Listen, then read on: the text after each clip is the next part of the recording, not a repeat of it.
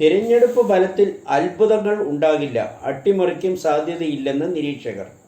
June 4-ന് തിരഞ്ഞെടുപ്പ് ഫലം പുറത്തു വരുമ്പോൾ NDAക്ക് ഒരു അത്ഭുത വിജയവും ഇന്ത്യ മുന്നണിക്ക് ഒരു അട്ടിമറി വിജയവും ആരും പ്രവചിക്കുന്നില്ല.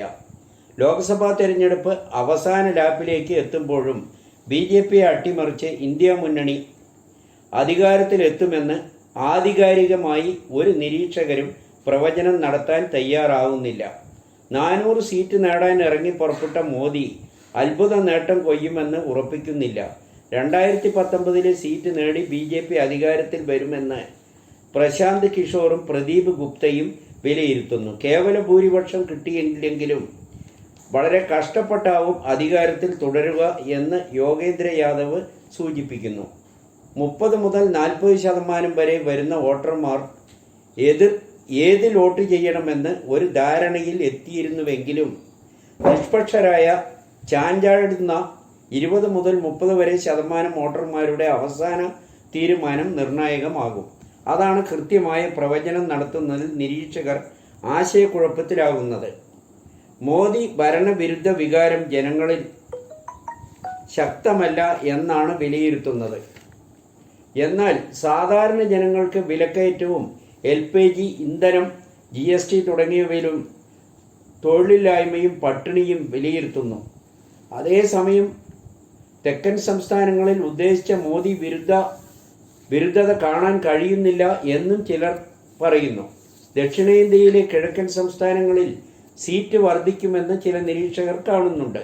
ഇന്ത്യ മുന്നണി അധികാരത്തിൽ വന്നാൽ 370 എടുത്തു കളഞ്ഞ് കാശ്മീരിനെ പഴയ സ്ഥിതിയിലേക്ക് കൊണ്ടുവരുമെന്ന അതിൽ വലിയ വിഭാഗം ആശങ്കപ്പെടുന്നുണ്ടെന്നും നിരീക്ഷകർ വിലയിരുത്തുന്നു. അത്ഭുതങ്ങൾ സംഭവിച്ച് ഇന്ത്യ മുന്നണി അധികാരത്തിൽ എത്തിയാലും കൂടുതൽ ആയുസ് ഉണ്ടാകില്ല എന്ന ഉറച്ച വിശ്വാസം ജനങ്ങളിലുണ്ട്.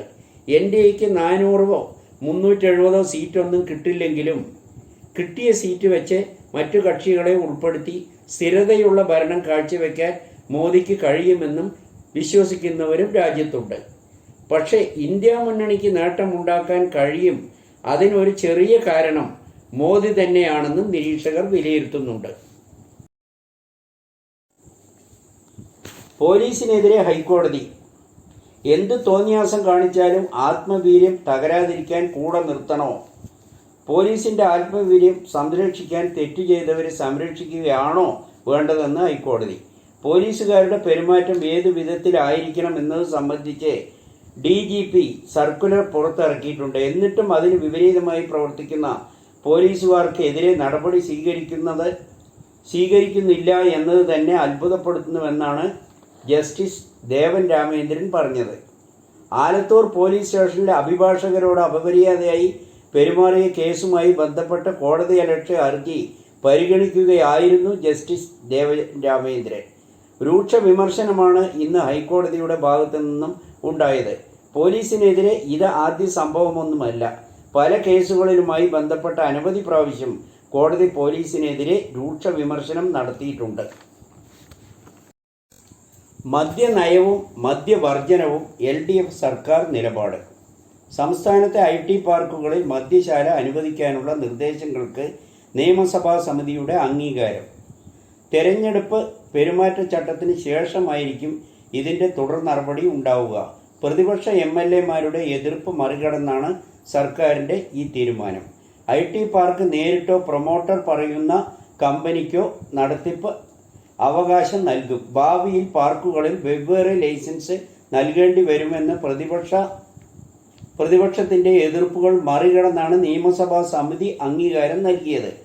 LDF അധികാരത്തിൽ വരുമ്പോൾ മദ്യവർജനം ഉയർത്തിക്കാട്ടിയായിരുന്നു LDF വോട്ട് തേടിയത്. ചട്ടങ്ങളും നിയമങ്ങളും വെറും നോക്കുകുത്തിയായി കഴിഞ്ഞു. സർക്കാർ കാര്യങ്ങൾ മുറ പോലെ നടക്കുമെന്ന് മാത്രം. കാഫിർ വാട്സപ്പ് സന്ദേശത്തിൻ്റെ ഉറവിടം കണ്ടെത്താൻ ഇതുവരെ പോലീസിന് കഴിഞ്ഞിട്ടില്ല. എല്ലാറ്റിനും പിന്നിൽ CPM ആണെന്ന് ലീഗ്.